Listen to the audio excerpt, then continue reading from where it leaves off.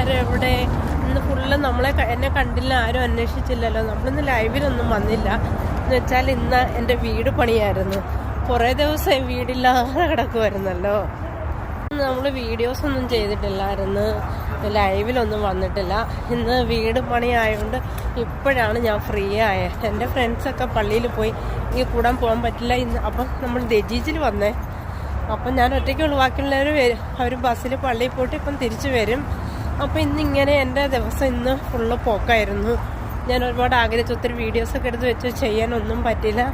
അപ്പോൾ ഇവിടെ 5:35 പക്ഷേ ഇവിടെ 10 മണിയുടെ ഒരു ഫീലിംഗ് ആണ്. എന്ന് വെച്ചാൽ തണുപ്പാകുമ്പോഴങ്ങനെയാണ്.